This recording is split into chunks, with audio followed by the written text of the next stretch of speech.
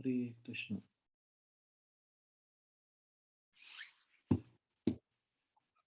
आप सभी लोगों का भगवत गीता ज्ञान प्रबोधिनी सत्र में स्वागत है।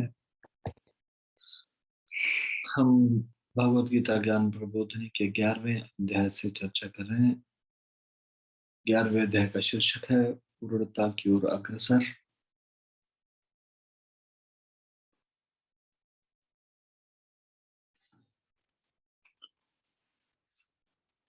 हमने 26वें प्रश्न तक चर्चा की प्रश्नावली में से।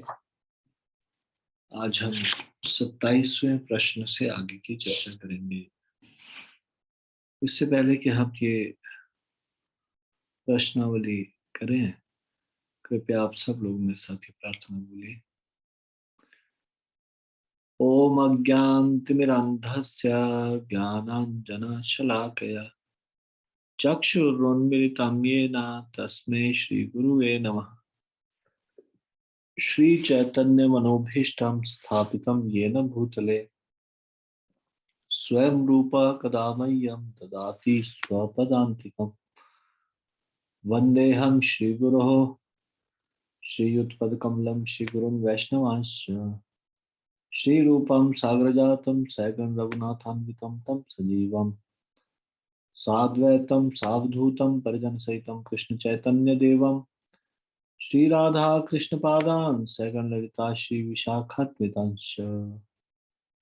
हे कृष्ण करुणा सिंधु दीनबंधु जगतपते गोपेश गोपिका कांत राधा कांत नमोस्तुते। तप्त कांचन गौरांगी राधे वृंदावनेश्वरी विश्वानुसुते देवी प्रणमामि हरिप्रिये। वाञ्छाकल्पतरुभ्यश्च कृपा सिन्धुभ्यैव च पतितानां पावनेभ्यो वैष्णवेभ्यो नमो नमः। जय श्री कृष्ण चैतन्य प्रभु नित्यानंद श्री अद्वैत गदाधर श्रीवासादि गौर भक्तवृंद। हरे कृष्ण कृष्ण कृष्ण हरे हरे हरे राम राम राम हरे हरे।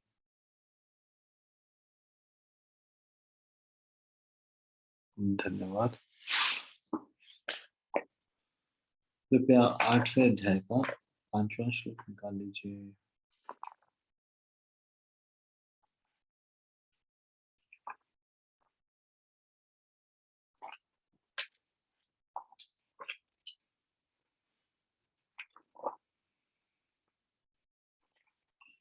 तो हम इस श्लोक से चर्चा कर रहे थे। अंतकाले च मामेव स्मरन् मुक्त्वा कलेवरम यः प्रयाति समद्भावम याति नास्त्यत्र संशयः।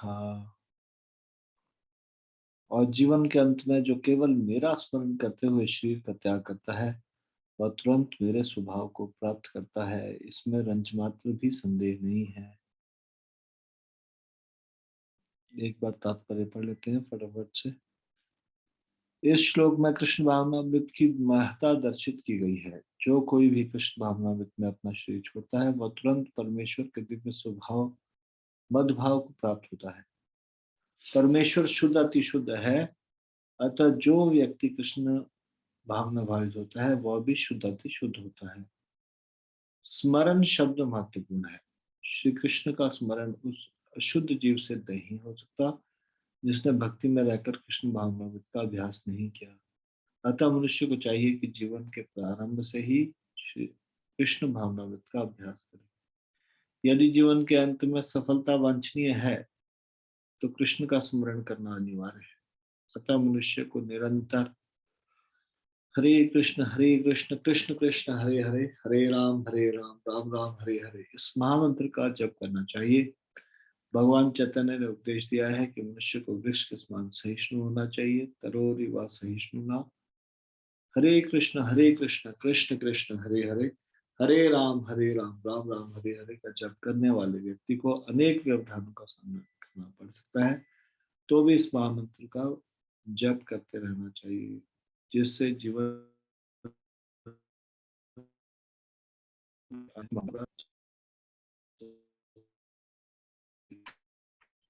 27वें प्रश्न पे हम आते हैं। 27वां प्रश्न है कोई व्यक्ति अपना समस्त जीवन भोग कर केवल मृत्यु के समय कृष्ण के चिंतन द्वारा आध्यात्मिक जगत वापस क्यों नहीं जा सकता? कृपया हाथ खड़ा कीजिए, इस प्रश्न का उत्तर दीजिए। कोई व्यक्ति अपना समस्त जीवन भोग कर केवल मृत्यु के समय कृष्ण के चिंतन द्वारा आध्यात्मिक जगत वापस क्यों नहीं जा सकता?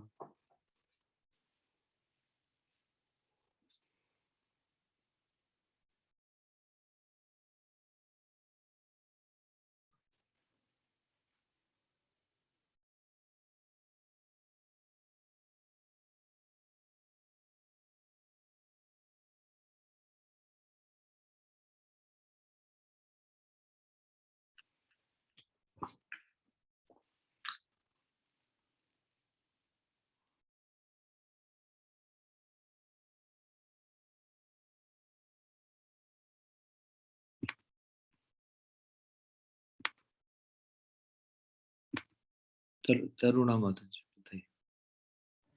हरे कृष्णा प्रभु जी, दंडवत प्रणाम।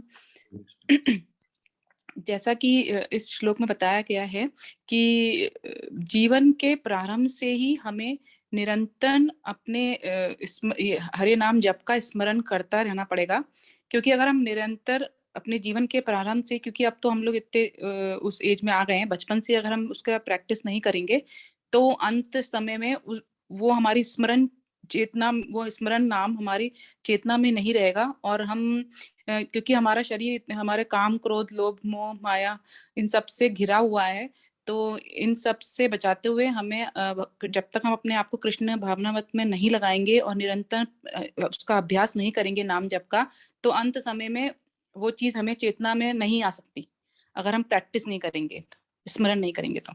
हरे कृष्णा प्रभु जी।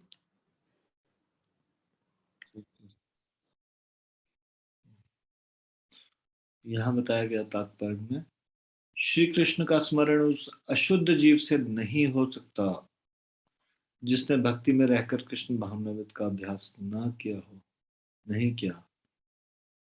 इसलिए मनुष्य को जीवन के प्रारंभ से ही कृष्ण भावनामृत का अभ्यास करे। अतः मनुष्य को चाहिए कि जीवन के प्रारंभ से ही कृष्ण भावनामृत का अभ्यास करे।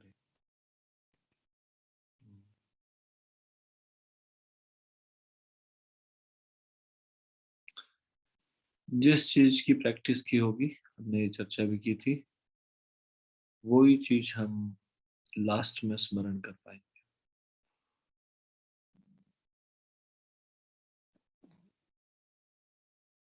सारे जीवन भर हरे कृष्ण महामंत्र का यदि अभ्यास नहीं किया तो फिर अंत में कृष्ण भगवान का स्मरण नहीं हो पाएगा। अंत में स्मरण वही होगा जिस चीज का अभ्यास किया होगा जीवन भर।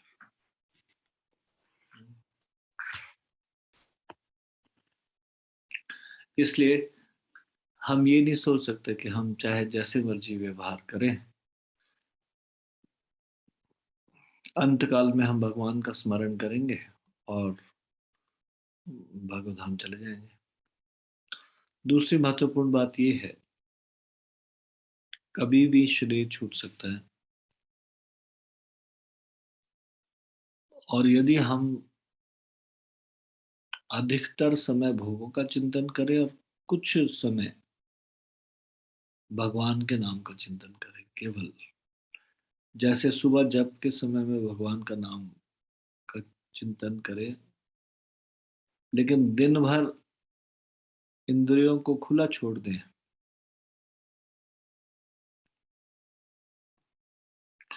तो जो चीज का अभ्यास ज्यादा होगा वो ही स्मरण में आएगी। हमारे हृदय में वो रहेगा जो ज्यादा अंदर गया होगा। कान से, आंखों से, नाक से, मुंह से, ज्ञान इंद्रियों के द्वारा। भगवान यदि अंदर गए होंगे इन इंद्रियों के माध्यम से, तो भगवान स्मरण होंगे। और अगर संसार अंदर गया होगा तो संसार स्मरण होगा। इसलिए समस्त जीवन, कोई व्यक्ति अपना समस्त जीवन भोग कर केवल मृत्यु के समय कृष्ण के चिंतन द्वारा आध्यात्मिक जगत वापस नहीं जा सकता। अगला प्रश्न,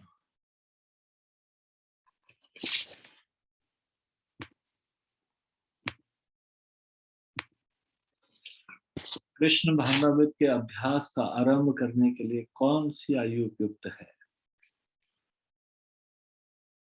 क्या सेवानिवृत्ति के उपरांत 60 या 70 वर्ष की आयु चलेगी?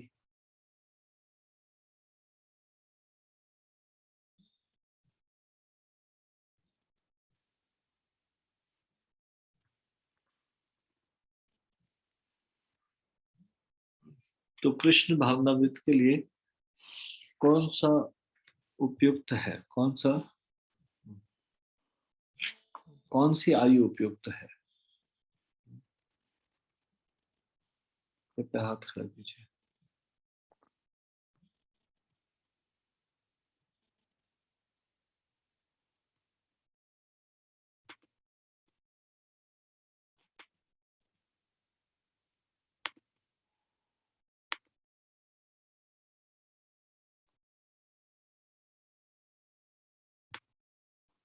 अशोक कुमार सिंह को।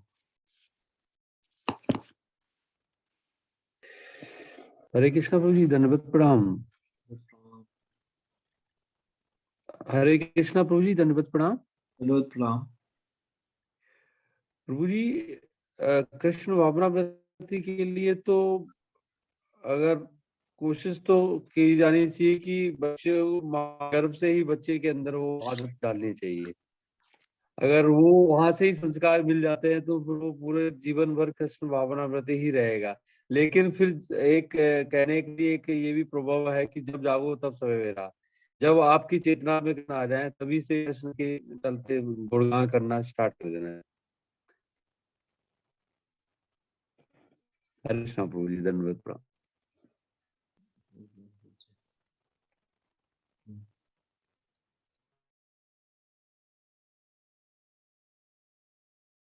अन्य कोई अनम्यूट करके बोलना चाहेगा? हरे कृष्णा प्रभु जी। प्रभु जी, जीवन के प्रारंभ से ही हमें ये प्रैक्टिस स्टार्ट कर देनी चाहिए। और मैंने कहीं उसमें पढ़ा था कि प्रारंभ से ही कर देना चाहिए। बाकी 5 साल बच्चे की एक आयु जिसको समझ में जब आने लगता है तो उसके 5 साल की उम्र से उसको ये प्रैक्टिस कराते रहना शुरू कर देनी चाहिए। बाकी जीवन के प्रारंभ से ही, जब वो पेट में होता है बच्चा। प्रभु जी ने सही बोला। हरे कृष्णा। कोई और ऐड करना चाहते हो? हरे कृष्ण। हरे कृष्णा प्रभु जी, दंडवत प्रणाम। हरे कृष्ण। प्रभु जी, इसमें और एक जो क्वेश्चन है कि क्या सेवानिवृत्ति के उपरांत, तो हम ये बोल सकते हैं कि नहीं, ये उपयुक्त समय नहीं, क्योंकि 60 या 70 वर्ष में हमारी स्मरण शक्ति क्षीण हो जाएगी, बल क्षीण हो जाएगा, आंखों की रोशनी कम हो जाएगी, हाथ पैर ठीक से काम नहीं करेंगे, हम भक्ति करने में उतने सक्षम नहीं होंगे जैसा कि हम ये यंग एज में कर पाएंगे। और हमें यह भी नहीं पता कि कब मृत्यु आ जाए। मृत्यु कभी भी बोल कर नहीं आती, वो कभी भी आ सकती है। इसलिए हमें चाहिए कि हम जीवन भर ही कृष्ण भावनामृत का अभ्यास करें। हरे कृष्णा प्रभु जी, धन्यवाद।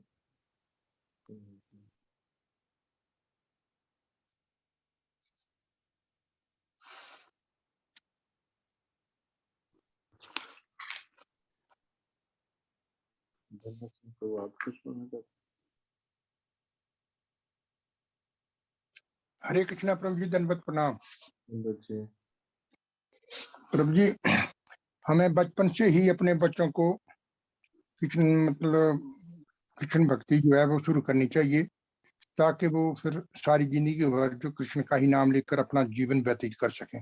अगर हम हमारे संस्कार बचपन से होते हैं तो हमारे बच्चे जो हैं वो अच्छे भक्त बन सकते हैं और भक्ति कर सकते हैं। बुढ़ापे में आकर तो भक्ति करना या देखकर भक्ति करना तो बड़ा कठिन है। प्रभु जी, दंडवत प्रणाम। प्रभु जी, हरे कृष्णा प्रभु जी, दंडवत प्रणाम जी। हरे कृष्ण। धन्यवाद जी।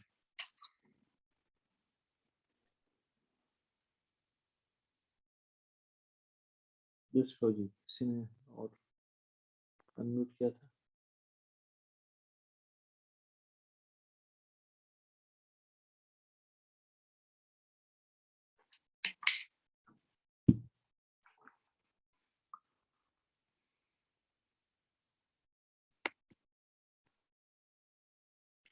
हरि प्रकाश प्रभु, आपने अनम्यूट किया था?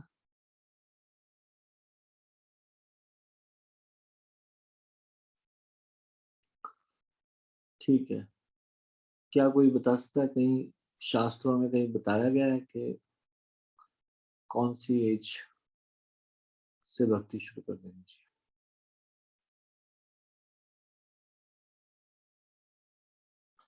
अनम्यूट कर सकते हैं डायरेक्टली। हरे कृष्णा प्रभु जी। हाँ जी, हरे कृष्णा प्रभु जी, दंडवत प्रणाम। हरे कृष्ण। प्रभु जी सॉरी, मैं गलत भी हो सकती हूँ। प्रभु जी, ये प्रहलाद महाराज के केस में 5 वर्ष की आयु से भक्ति शुरू कर देनी चाहिए।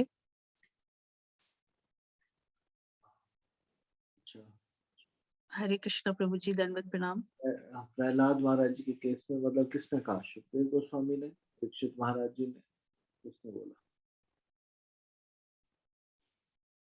किसको कहा? प्रभु जी, क्योंकि प्रहलाद महाराज का एग्जाम्पल हम लेते हैं हमेशा कि 5 वर्ष की आयु से ही भक्ति शुरू कर देनी चाहिए। किसने कहा? किसको कहा? प्रभु जी, ये मैं नहीं क्लियर हूँ, सॉरी प्रभु जी। और बताएंगे, कोई हेल्प करेंगे? हरे कृष्णा प्रभु जी। बोलू प्रभु जी क्या? बोलिए। हरे कृष्ण प्रभु जी, प्रहलाद महाराज जी ने अपने सहपाठी मित्रों को कहा था जब वो पाठशाला में पढ़ने के लिए जाते थे। हरे कृष्ण प्रभु जी, दंडवत प्रणाम। क्या कहा था?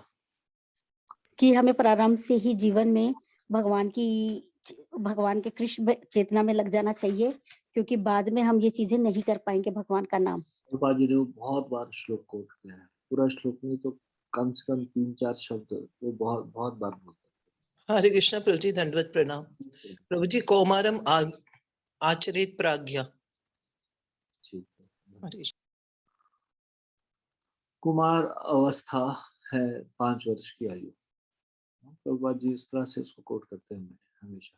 प्रभुपाद जी ने कहा है कौमारम आचरित प्रज्ञा करके श्लोक है कि हमको 5 वर्ष की आयु से भक्ति करने लग जाना चाहिए।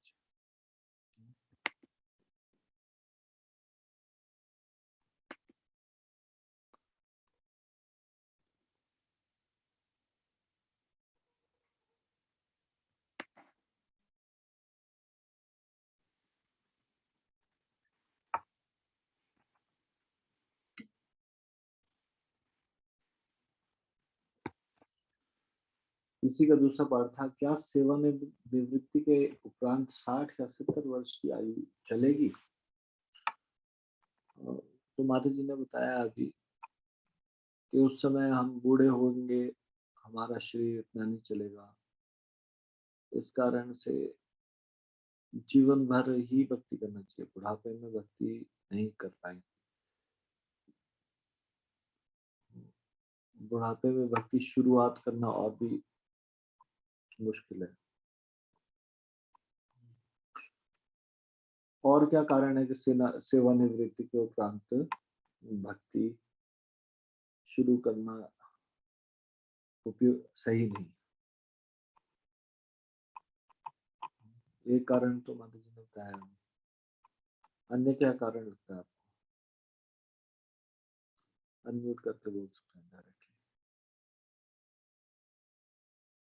हरे कृष्णा प्रभु जी, दंडवत प्रणाम। प्रभु जी, अन्य कारण हम अभी इसी श्लोक में पढ़ रहे थे कि हम जीवन भर का जो अभ्यास करेंगे वही इंप्रेशन हमारे माइंड में अंतिम समय तक रहते हैं।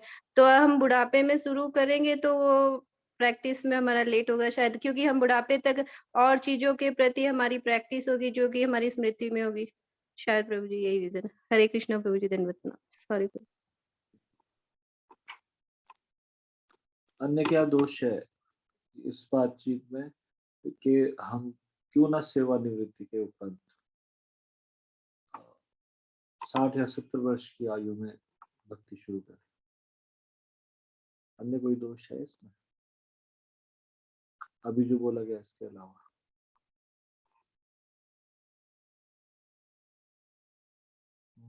डायरेक्टली म्यूट करके बोलिए। प्रभु जी दंडवत प्रणाम। प्रभु जी दंडवत प्रणाम, बोलिए। हमारी इंद्रियां जो काम नहीं करती हैं, आंखों से दिखाई नहीं देता, कानों से सुना नहीं जाता है, और आदत हमारी इतनी कमजोर रहती है कि हम कुछ चीज को याद ही नहीं कर सकते हैं। तो भक्ति तो हम क्या करेंगे प्रभु जी, हम नाम तक ले नहीं सकते हैं, क्योंकि जिस वक्त अंत समय आएगा तो हमारा गला बंद हो जाएगा और हमें कुछ याद नहीं आएगा। वो याद आएगा जो कि आपने कहानी बताई थी कि एक लाला के 4 पुत्र थे और दुकानदार करते थे, और जब मरते समय वो सारी तरफ देखता रहा और उसने देखा कि सारे पुत्र हैं तो दुकान में कौन है। तो ये बात आ जाती है प्रभु जी, इसलिए मैं कहता हूँ कि बुढ़ापे में भक्ति करना बड़ा कठिन है प्रभु जी।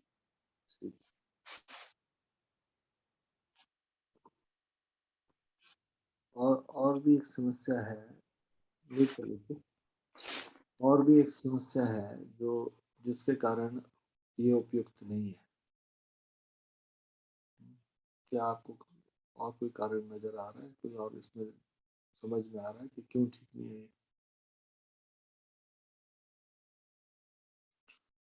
बहुत सिंपल है।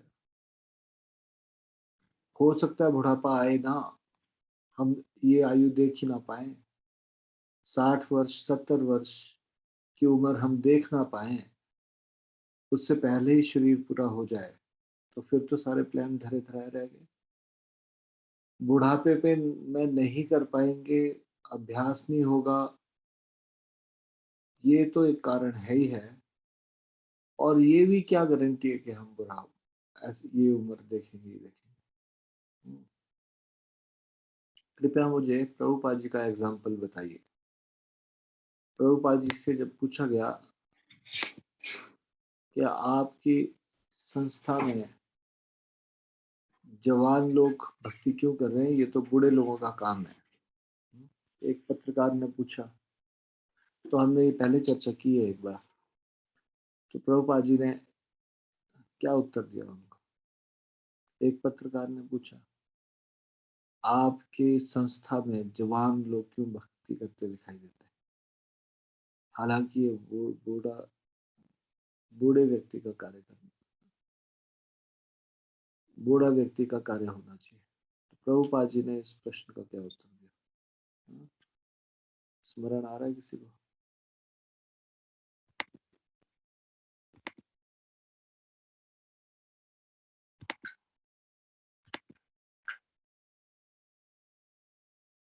नॉट इवन 1%, किसी को भी नहीं पता।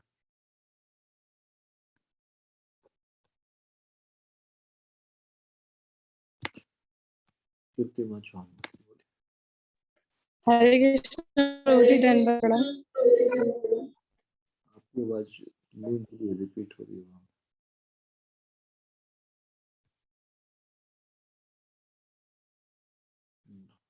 हरे कृष्ण प्रभु जी, धन्यवाद प्रणाम।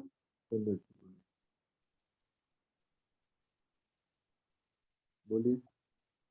प्रभु जी, प्रभुपाद जी ने बोला था उनको रिप्लाई में कि जब उन्होंने कहा कि आपकी संस्था में यंग लोग ही क्यों भक्ति कर रहे हैं, तो मतलब उसका रिप्लाई ये था प्रभु जी कि बूढ़ा व्यक्ति वो है जिसकी मृत्यु निकट है, और मृत्यु कोई सर्टेन नहीं है कि हमें कब आ सकती है। तो हम सब ही मृत्यु के निकट है, तो इसलिए हम सब मतलब ये डिसाइड नहीं कर सकते कि कब हमारी मृत्यु आएगी। तो इसलिए मतलब प्रभु जी ऐसे ही कुछ एक्सप्लेन नहीं कर पा रही। कुलदीप आशा।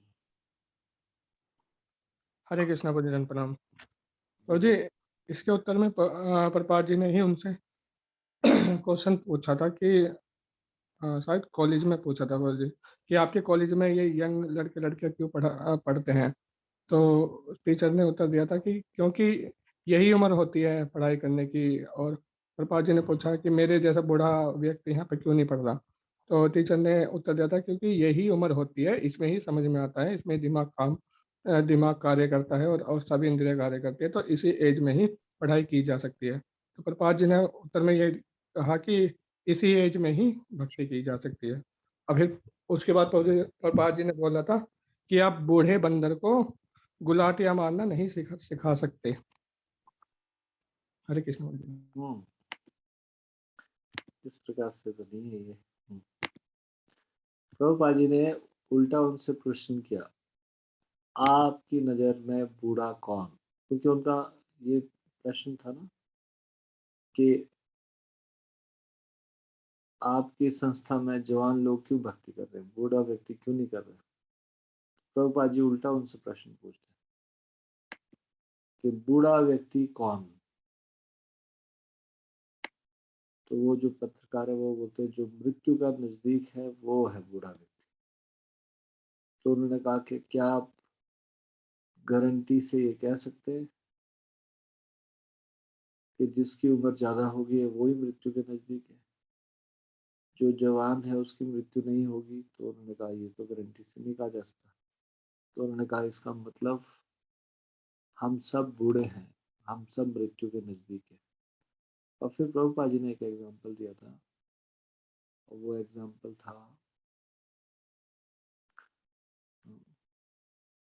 कि भगवान की भक्ति में, हाँ, ये एग्जाम्पल था कि यदि हम बाजार से सेब खरीद के लेके आते हैं तो भगवान को कौन सा सेब चढ़ाएंगे, जो एकदम से तरोताजा होगा या जो एकदम थोड़ा सड़ा हुआ गला हुआ होगा, सड़ा गला होगा? तो जो ताजा होगा वो चढ़ाएंगे ना। उसी तरह से भगवान को भी ये शरीर को हमको तब अर्पित करना चाहिए जब ये फ्रेश हो, जब ये बूढ़ा हो जाए, सड़ गल जाए, तब नहीं। सामान्य तौर पर लोग क्या सोचते हैं कि जब तक तो ये शरीर जवान है तब तक तो ये इंद्र तृप्ति में लगे, और जब ये किसी काम का नहीं रहे, जब इंद्र तृप्ति हो नहीं रही, कुछ खा रहे हैं वो हजम नहीं हो रहा, और ये आंखें किसी काम की नहीं रही, शरीर अस्वस्थ हो गया, फिर भगवान के पास आते हैं और बोलते हैं कि हे भगवान अब ये सारा सड़ा गला शरीर आपका, मतलब इस तरह से नहीं बोलते, बोलते इस तरह से कि अब मैं आपका, आपकी शरण में। हाँ, जिस समय यंग है, जिस समय भगवान के लिए अच्छे से कार्य कर सकते हैं, उस समय इंद्रिय तृप्ति में लगे रहेंगे।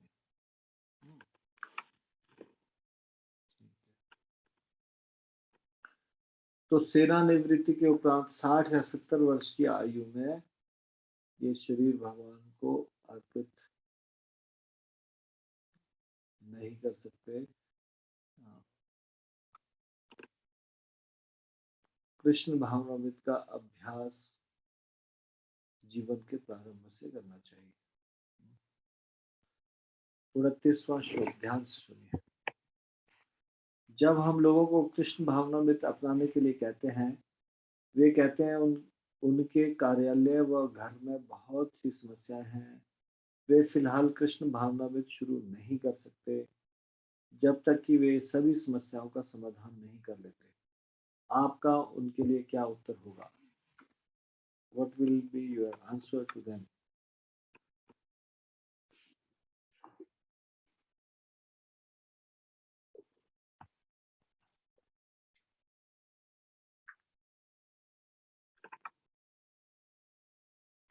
When we tell people to take to Krishna consciousness, they say they have too many problems at office and home. They cannot begin Krishna consciousness now till they sort them all out. जब तक सारी समस्याओं का समाधान नहीं निकल जाता, तब तक वो कृष्ण भावना शुरू नहीं कर सकते। अभी उनके बहुत सारी समस्याएं हैं, घर में, कार्यालय में, so many problems.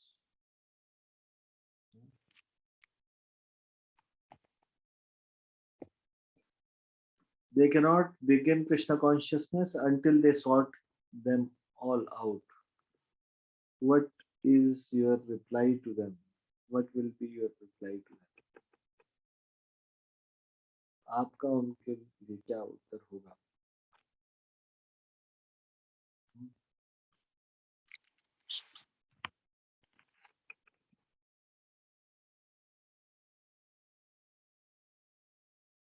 मुस्कान माता जी, यस माता। हरे कृष्णा प्रभु जी, दंडवत प्रणाम। प्रभु जी, फर्स्ट ऑफ ऑल तो हम उन्हें ये कह सकते हैं कि ये जो प्रॉब्लम्स है ये सारी टेम्पररी है, एक जाएगी तो दूसरी आएगी। लेकिन अगर मान लेते हैं कि आप ये सारी प्रॉब्लम्स को सॉल्व भी कर लेते हैं, लेकिन जो आपकी लाइफ की 4 परमानेंट प्रॉब्लम है, जन्म, मृत्यु, जरा, व्याधि, आप उसको फिर भी सॉल्व नहीं कर पाएंगे। तो फिर आप भक्ति कभी भी नहीं कर पाएंगे। और अगर उसको सॉल्व करना है तो bhakti is the only way to solve those 4 problems which is the permanent problem of human life. Hare Krishna प्रभु जी, दंडवत प्रणाम। Anybody want to add anything into this? हरे कृष्णा प्रभु जी, जैसे कि शास्त्रों में बताया गया है कि मनुष्य जीवन दुखालय है। इसमें दुख, जिंदगी जब तक मनुष्य का जीवन है तब तक दुख आते रहेंगे, जाते रहेंगे। तो ऐसा कभी नहीं हो सकता कि हमें कभी कोई भी दुख ना हो और हम उस दुखों से खाली होके तब हम भगवान के लिए सोचें। तो हमें ये अपने जीवन का इसको ये मानते हुए कि ये जितने भी दुख हैं इस जीवन में ये टेम्परेरी हैं और भगवान का जो शाश्वत प्रेम है वो शाश्वत है, जो कृष्ण भावनामृत है, और वो परमानेंट है। इस चीज को समझते हुए हमें किसी भी परिस्थिति में, जैसे कि उस श्लोक में लिखा हुआ है, हमें कोई सी भी प्रॉब्लम्स आती रहेंगी, लेकिन हमें हर हालत में किसी भी परिस्थिति में भगवान को याद करते ही रहना है।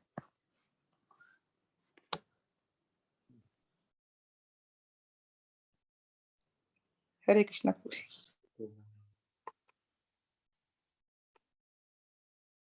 Any other point anybody wants to add? हरे कृष्णा प्रभु जी, दंडवत प्रणाम। प्रभु जी, इसमें ये भी हो सकता है कि अगर हम कृष्णा भावनामृत का अभ्यास करके अपनी वास्तविक समस्याओं का हल कर लेते हैं तो हमारी ये टेम्परेरी समस्याएं खुद ही अपने आप ही सॉल्व हो जाएगी। हरे कृष्णा प्रभु जी, धन्यवाद। तो ध्यान से अभी सुनिए।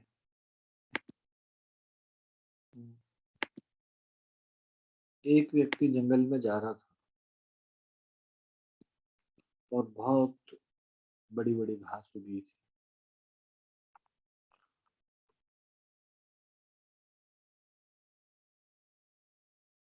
और जंगल में जाते हुए एक अन्य साथी ने, जो उसके आगे चल रहा था, थोड़ी देर बाद पीछे मुड़ कर देखा तो कहीं दिखाई नहीं दिया। तो वो वापस ढूंढने गया। जब वापस ढूंढने गया तो एक घास से ढका हुआ कुआं था, उसके अंदर वो व्यक्ति गिरा हुआ था।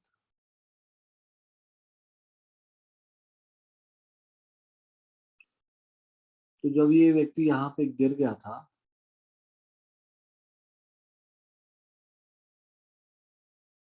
तो वहां पे एक और व्यक्ति भी गिरा हुआ था। पहले सूखा कुआं था।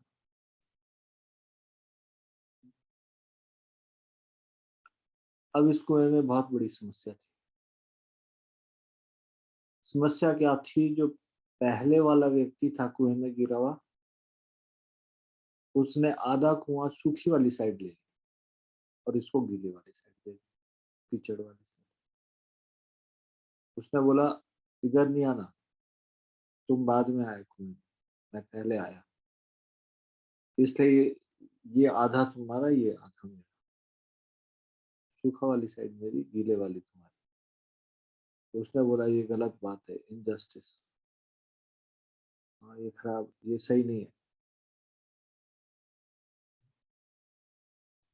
बराबर बराबर मिलना चाहिए। सूखा भी मुझे भी सूखा मिले, गीला तुमको भी थोड़ा सूखा मिले, थोड़ा गीला मिले, मुझे भी थोड़ा सूखा थोड़ा गीला।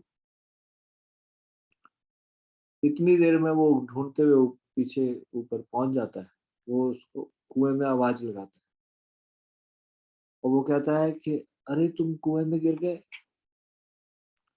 मैं रस्सी फेंक रहा हूँ, रस्सी को पकड़ो और ऊपर आ जाओ। तो बोलता है कि हाँ हाँ ठीक है, मैं आऊंगा, लेकिन पहले कुएं की समस्या सॉल्व कर लूँ। एक तो यहाँ पे ये दुष्ट व्यक्ति बैठा है जिसने सूखी तरफ ले ली और गीली मुझे दे दी, तो पहले इसको आधा आधा बांट लो अच्छे से। और भी बहुत बड़ी समस्याएं हैं। यहाँ कुएं में मच्छर है, तो मच्छर काट रहे हैं, पहले कुछ इनका इंतजाम तो कर लो मच्छरों का। उस व्यक्ति ने कहा, देखो रस्सी को पकड़ो और बाहर निकल आओ, सारी समस्याएं समाप्त हो जाएगी। वो कहता है मैं मना थोड़ी नहीं कर रहा हूँ, जरूर आऊंगा, मैं रस्सी पकड़ूंगा, पर let me solve the problem है, पहले मुझे यहाँ समस्या सॉल्व करना। उस मूर्ख व्यक्ति को कौन समझाए कि जब रस्सी पकड़ के बाहर निकल जाएंगे तो ये कुएं की सारी समस्याएं समाधान हो जाएगी। उसी प्रकार से जब किसी व्यक्ति को बोला जाता है भगवान का नाम लो, हरे कृष्ण महामंत्र का जप करो और सारी समस्याओं से छुटकारा पा लो, बाहर निकल जाएंगे सारी समस्याओं से, वो कहते हैं कि ठीक है, मैं कोई भगवान का नाम लेने के अगेंस्ट थोड़ी नहीं, मैं भगवान का नाम लूंगा, जरूर लूंगा, लेकिन पहले मुझे यहाँ समस्या सॉल्व करनी। ये पड़ोसी जो है उसने थोड़ा 10 इंच मेरी जमीन की तरफ बढ़ गया है, पहले वो थोड़ा सा वापस उसको कर लो। ऑफिस में ये प्रॉब्लम है, इनजस्टिस है हो रही है मेरे साथ इस संसार में। यहाँ बहुत समस्या है, एक समस्या नहीं, अनेक समस्या है। पहले मुझे एक एक समस्या को सुलझाने दो सब, फिर उसके बाद भगवान का नाम भी लेंगे। मैं कोई भगवान के अगेंस्ट हूँ क्या? ऐसे करते करते बुढ़ापा आ जाता है, आदमी सारे जीवन भर समस्या ही सुलझाता रहता है। ये समस्या कैसी है? एक समस्या समाधान करेंगे 10 समस्या खड़ी हो जाएगी, फिर उसके बाद एक समस्या समाधान करेंगे 10 और खड़ी हो जाएगी। कभी भी इन समस्याओं से छुटकारा नहीं मिलने वाला। This material world is designed in such a way there will never ever be any time when you will not have any problem in this material world. इस प्रकार से ये डिजाइन किया गया है, और इसको डिजाइन करने के बाद जिसने डिजाइन किया है वही साथ में इसके विषय में बोल रहे हैं। जैसे कोई प्रोडक्ट बनाती है कंपनी और फिर उसके ऊपर ठप्पा लगाती है ओके टेस्टेड। देखा है आपने, सामान खरीदते हो उस पर लगा होता है स्टिकर या कुछ इस तरह से ठप्पा, ओके टेस्टेड। तो भगवान ने भी ये भौतिक संसार बनाया और भगवत गीता में इसके बारे में लिख दिया, दुखाल्यम अशाश्वतम, ओके टेस्टेड। ये दुखों का घर है दुखाल्य, अशाश्वतम मतलब टेम्परेरी है, शाश्वत नहीं है। शाश्वत क्या होता है? परमानेंट। अशाश्वत मतलब टेम्परेरी। तो ये मेटेरियल वर्ड क्या है? दुखों का घर है, भगवान कह रहे हैं खुद बनाने के बाद। हम सोचते हैं कि ऐसे कैसे दुखों का घर है, मैं भगवान की बात को झूठ साबित करते रहूंगा, मैं इस भौतिक संसार को सुखों का घर बना के रहूंगा। इसलिए ऐसे मूर्ख लोग भी है जो ऐसे स्वप्न दिखाते हैं। जैसे टीवी में एक ज्योतिषी आता था, ये आस्था संस्कार इत्यादि जो चैनल चलते रहते हैं उसमें प्रवचन वाले भी आते रहते हैं, बीच बीच में कुछ एडवर्टाइजमेंट वाले भी आते हैं, और फिर उनका एडवर्टाइजमेंट वाला ही प्रोग्राम जिसमें चैनल को आए होती है।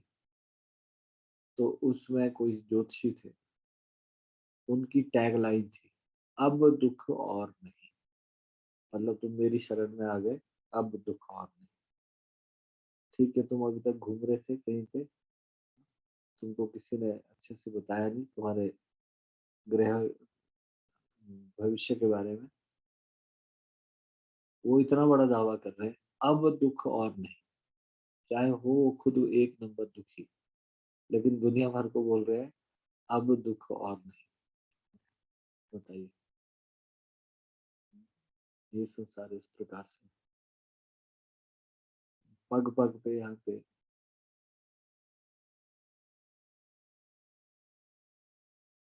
पग पग पे विपदा है, दुखों से भरा हुआ है। तो दुख से निवृत्ति संसार में नहीं हो पाएगी, कुछ तो कष्ट होगा। भगवान की भक्ति में जब हम एब्जॉर्ब हो जाते हैं, उसमें वो आनंद है, वो सुख है कि दुख हमको महसूस नहीं होता, तो दुख सहने की शक्ति आ जाती है। लेकिन ये संसार का स्वभाव बदल जाए कि ये संसार दुख नहीं देगा, ये ऐसा होने वाला नहीं है। संसार की प्रवृत्ति बदलने वाली नहीं है।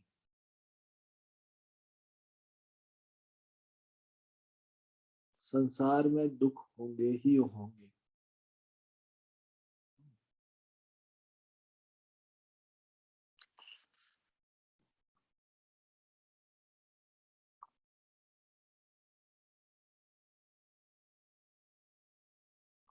तो इसलिए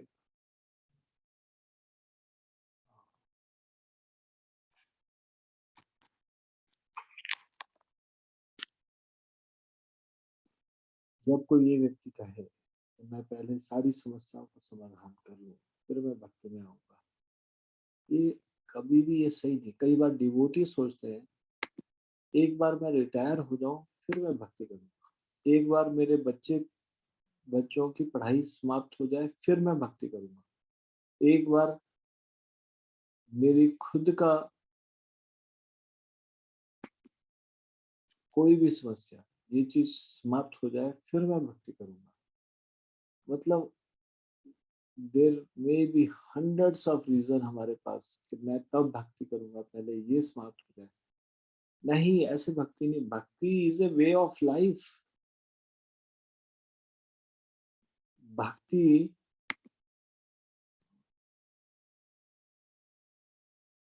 एक जीवन जीने का तरीका है।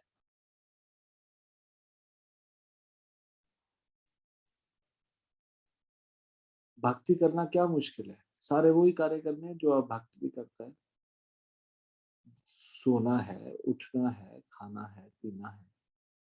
भक्ति लोग यही नहीं करते, या वो स्पेशल कुछ करते, सिर्फ उसका तरीका बदल देते। कृष्ण चेतना में करते हैं बस, जो भी कुछ करते हैं।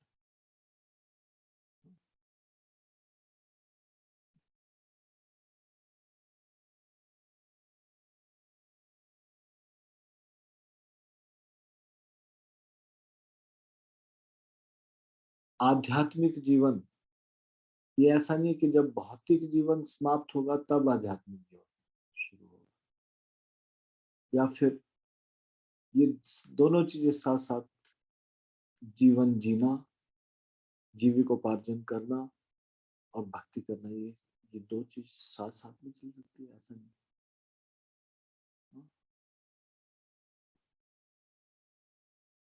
ऐसा कभी समय नहीं आने वाला जब आप सारी जिम्मेवारियों से मुक्त हो जाए और तब आप भक्ति। ये जिम्मेवारियां बढ़नी है आगे। आपके ऊपर जो जिम्मेदारियां हैं वो समाप्त नहीं होने वाली। You are responsible for wasting your time and leading your life without devotional service. आप रिस्पॉन्सिबल है आपका जीवन बिना भक्ति के चला जाए। भक्ति करना आवश्यक मिला ही इसीलिए। भक्ति करना हमको सीखना चाहिए, भक्ति कैसे करनी है।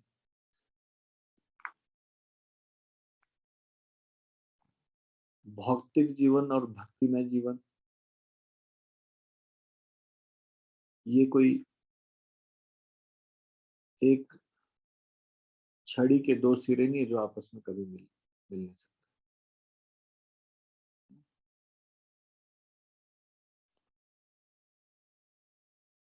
भक्ति एक जीवन जीने का तरीका है।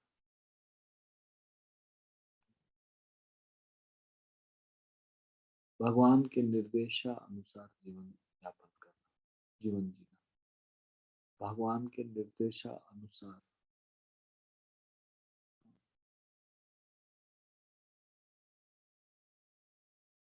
सारे कार्यों को करना। बहुत संसार में कोई भी कार्य भौतिक नहीं रह जाता जब हम कृष्ण चेतना में उसको करते हैं।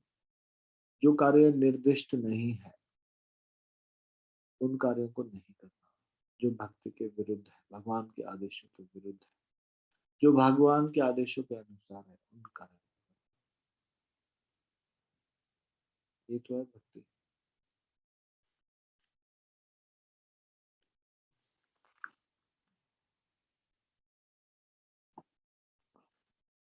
तो ये बहुत बड़ी गलतफहमी है कि सारी समस्याओं का समाधान कर लेंगे फिर भक्ति करेंगे। नहीं, वी आर मिस्टेकन। ऐसा कभी होगा ही नहीं। सारी समस्याओं का समाधान करने में ये सारी समस्या कभी समाप्त नहीं होगी। ठीक है, अगले प्रश्न का हम चर्चा करते हैं। 30वां प्रश्न। इस श्लोक में मुख्य शब्द कौन सा है? तो हाथ खड़ा। इस श्लोक में मुख्य शब्द कौन सा है?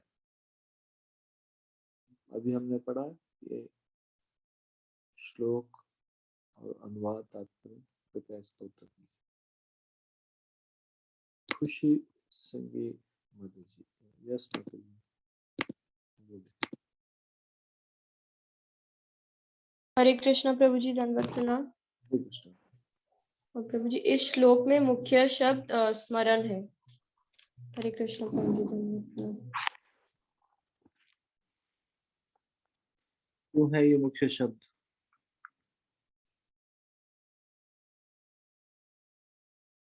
हरे कृष्णा प्रभु जी,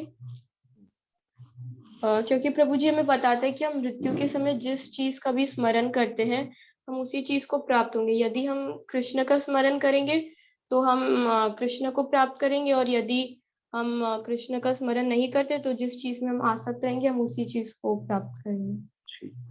हरे कृष्णा प्रभु जी, दंडवत प्रणाम। This is the key word in this verse. इस श्लोक में ये की वर्ड है स्मरण।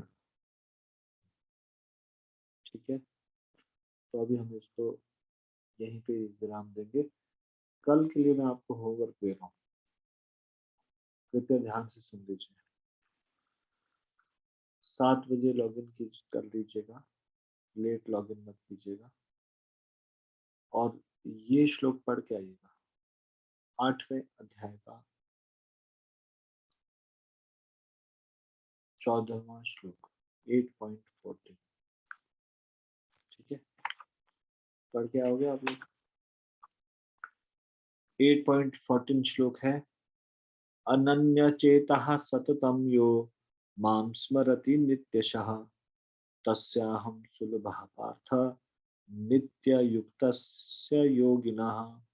हे अर्जुन, जो अनन्य भाव से निरंतर मेरा स्मरण करता है उसके लिए मैं सुलभ हूँ, क्योंकि वह मेरी भक्ति में प्रवृत्त रहता है। इसका तात्पर्य भी अच्छे से पढ़ लीजिएगा। और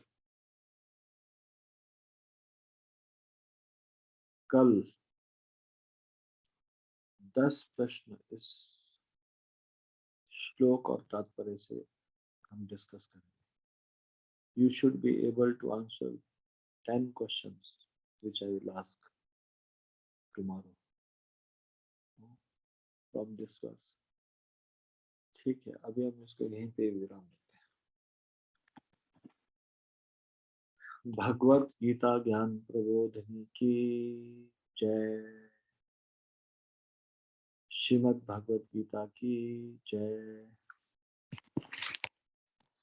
श्रील प्रभुपाद की जय। निताई गौर प्रेमानंदे। हरि हरि बोल।